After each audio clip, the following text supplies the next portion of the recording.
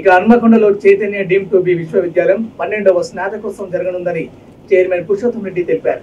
విశ్వవిద్యాలయ ప్రాంగణంలో ఏర్పాటు చేసిన విలేకరుల సమావేశంలో ఆయన మాట్లాడుతూ జాతీయ స్థాయిలో గల అన్ని యూనివర్సిటీలలో అత్యుత్తమ ఫలితాలు సాధిస్తున్న ఏకైక విద్యాసంస్థ చైతన్య డీమ్ టు బి విశ్వవిద్యాలయం మాత్రమే అన్నారు. స్నాతకోత్సవం రోజున జరిగే కార్యక్రమంలో సుమారు 756 మంది విద్యార్థులకు డిగ్రీలు అందజేయడం జరుగుతుందని తెలిపారు.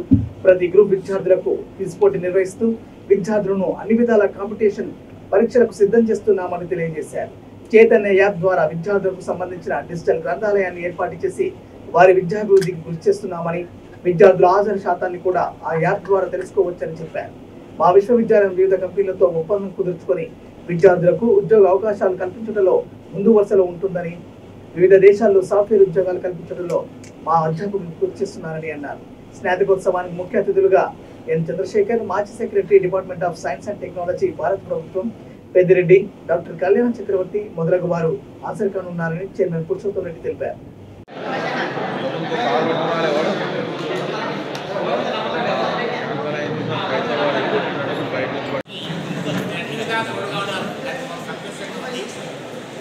ఇది మీకు 12వ కాన్వకేషన్ అందరూ తెలుసు.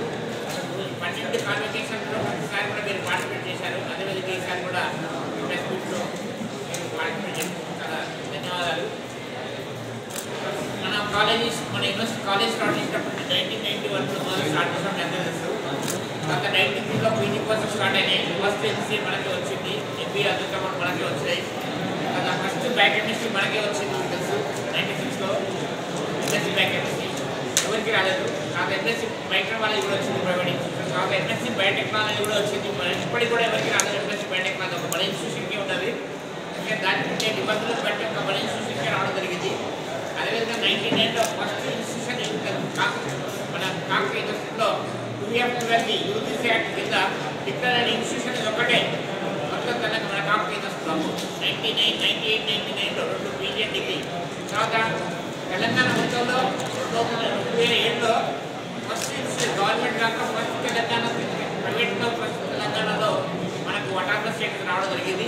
ఫస్ట్ కాలేజ్ మన తర్వాత చాలా 3 ఏళ్ళ తర్వాత మిగతా కాలేజ్ అన్నీ కూడా అటానమస్ చేసేది. కానీ అంటే గవర్నమెంట్ కాలేజ్ ఆల్రెడీ ఉన్నాయి, ఉమెన్స్ కాలేజ్ అవన్నీ కూడా అటానమస్ ఉన్నాయి, నిజాం కాలేజ్. కానీ ప్రైవేట్లో మనదే ఫస్ట్ రావడం జరిగింది.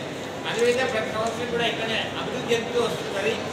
2019లో నవంబర్ 29, 2019లో మనకు విశ్వవిద్యాలయం ప్రకటించడం జరిగింది. అప్పటి నుంచి ఇప్పటి వరకు మీకు అందరికీ తెలిసిందే మనకు మన స్టాఫ్ అందరినీ కూడా డాక్టర్స్ అంటే పిహెచ్డీ హోల్డర్స్ డిక్లేర్ చేయడం జరిగింది.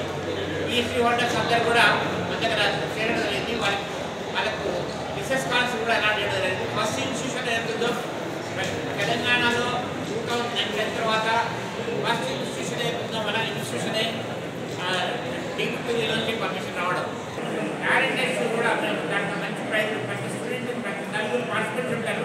నలుగురు 18కి వస్తే ఆ టీంకి 10,000 రూపాయలు మనం ప్రతిసారి ఇస్తున్నాం. ఇక్కడ టాలెంట్